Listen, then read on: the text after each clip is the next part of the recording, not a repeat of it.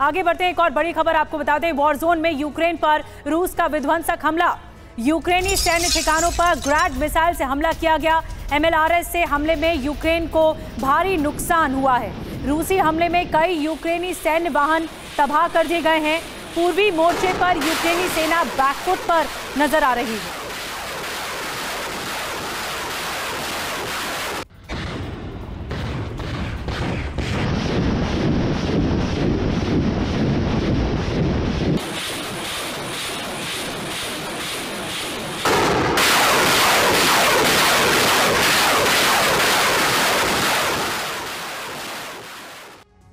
और एक और बड़ी खबर आपको बता दें, रूस का कुपियांस्क में यूक्रेनी ठिकानों पर हमला।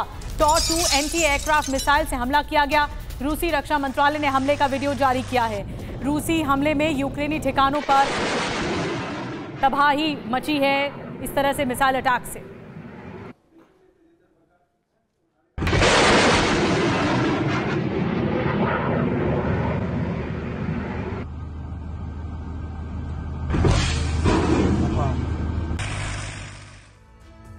एक और बड़ी खबर आपको बता दें, संस्था RAND की रिपोर्ट में परमाणु युद्ध पर बड़ा दावा किया गया है।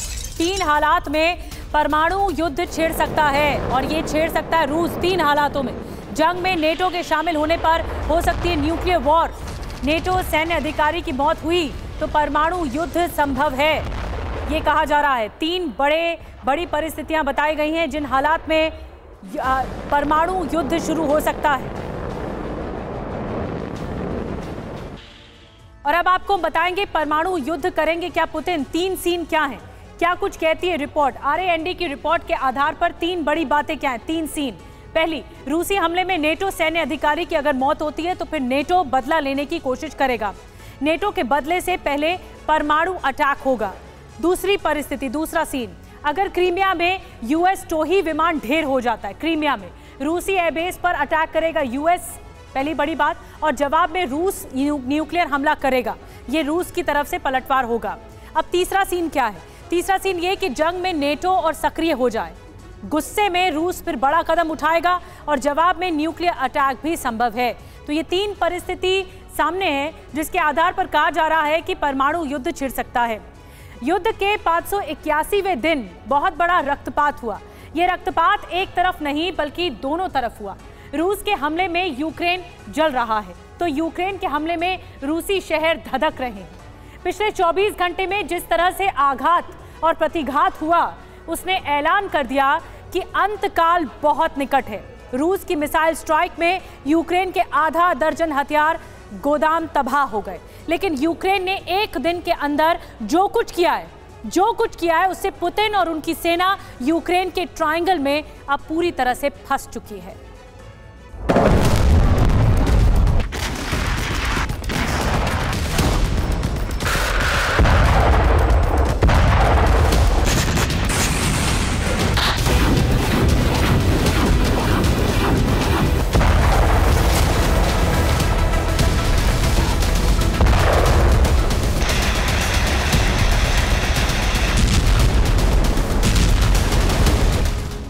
सर्दी से पहले युद्ध सबसे खतरनाक दौर में प्रवेश कर चुका है।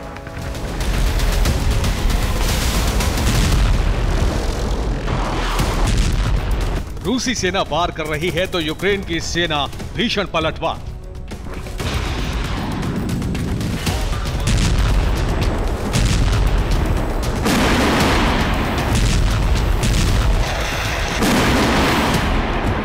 भयानक लड़ाई में हर तरफ तबाही का मंजर है।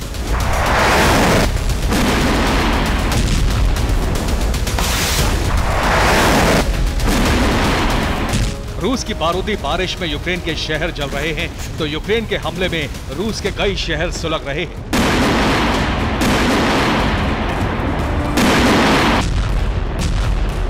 दोनों तरफ से जिस तरह के हमले हो रहे हैं वो ऐलान कर रहे हैं कि रूस और यूक्रेन ने एक दूसरे को मिटा देने की नई शपथ ले ली है।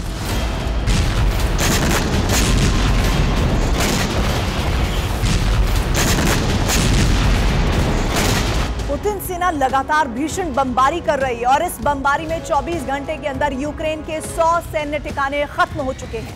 रूस ने यूक्रेनी जमीन को दहलाया तो यूक्रेनी फोर्स ने रूसी धरती पर विध्वंस किया। मॉस्को समेत रूस की 3 शहरों पर हमले हुए।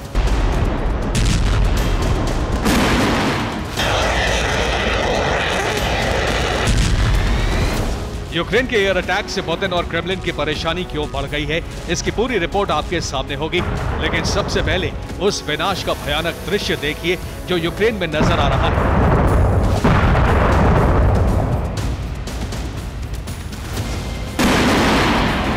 रूस ने क्रूज मिसाइलों से हमला किया तो ज़ैपोरिज़िया में यूक्रेनी सेना का सबसे बड़ा हथियार गोदाम तबाह हो गया।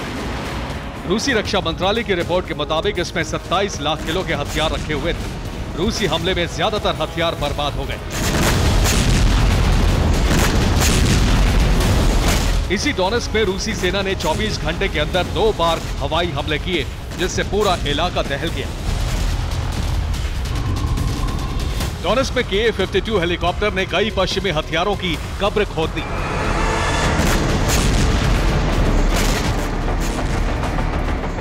खेरसोन में भी आधा दर्जन क्रूज मिसाइलें आकर गिरी। रूसी हमले में यहां भी यूक्रेन का हथियार डिपो तबाह हो गया।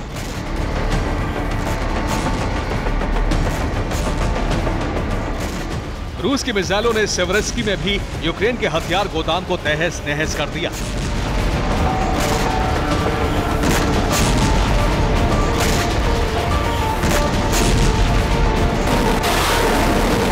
कोपियांस्क में रूसी सेना ने रॉकेट से भीषण बमबारी की। इसमें यूक्रेनी सेना की कई पोजीशन ध्वस्त हो गईं।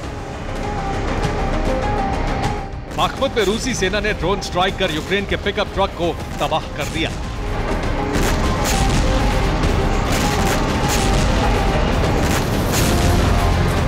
ज़ैपोरिज़िया में रूसी सेना ने पश्चिमी देशों के आर्मर्ड व्हीकल्स को जलाकर भस्म कर दिया।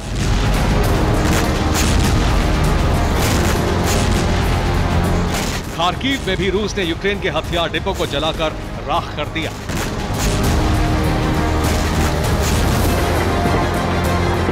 सूमी में यूक्रेनी सेना के 3 ठिकाने तबाह हो गए। लुहांस्क में यूक्रेनी सेना की 2 ब्रिगेड खत्म हो गई। जबरहीब, सूमी, खार्किव, लुहांस्क, डोनेट्स्क, ज़ैपोरिज़िया में रूस आर्टिलरी से जमकर तबाही मचा रही है। रूसी रक्षा मंत्रालय के मुताबिक रूस की सेना ने पिछले 24 घंटे में यूक्रेन के 100 ठिकानों को तबाह कर दिया है।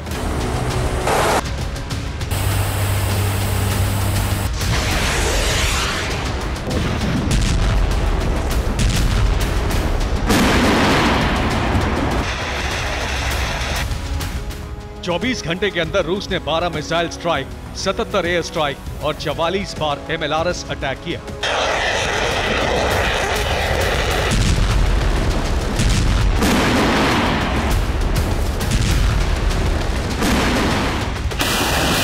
रूसी रक्षा मंत्री सर्गेई शोइगु ने यूक्रेन की तबाही को लेकर एक नया आंकड़ा जारी किया है। शोइगु ने ऐलान किया है कि सितंबर में यूक्रेन के 17,000 से ज्यादा जवान मारे जा चुके हैं। 2700 से ज्यादा हथियार खत्म हो चुके हैं।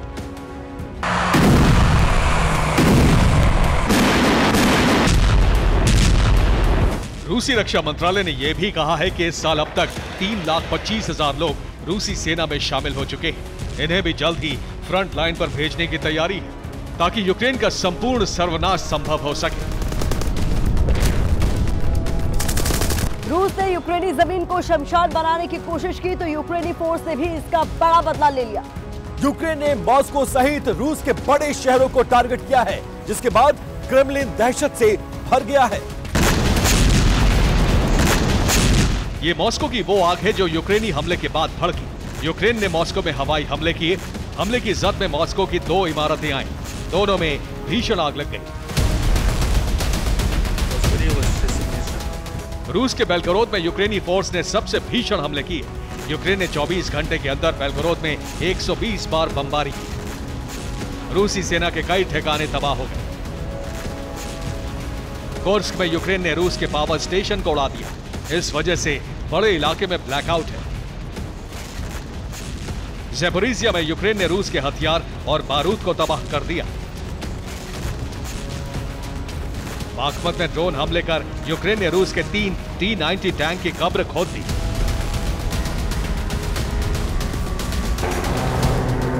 यूक्रेनी फोर्स ने भीषण हमला कर ज़ेपोरिज़िया में 2 जगहों पर कब्जा कर लिया है, लेकिन मॉस्को यूक्रेन के उन हमलों से परेशान है जो रूस की धरती पर हो रहे हैं।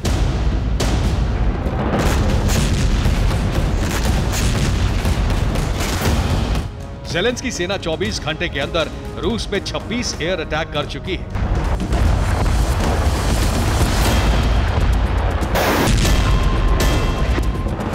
यूक्रेन के यही वो हमले हैं जिन्होंने पुतिन को भी टेंशन में डाल दिया है। यूक्रेन ने दक्षिण में रूस की डिफेंस लाइन को तोड़ दिया है। अब पुतिन के सामने मुसीबत ये है कि वो यूक्रेन के जीते इलाकों को बचाएं या क्रीमिया को बचाएं या फिर रूस में हो रहे हमलों को काबू करें। फिलहाल युद्ध का सूरत हाल यही है कि रूसी सेना एक साथ कई फ्रंट पर जंग लड़ रही है। Bureau report, TV9 Bharatvarsh.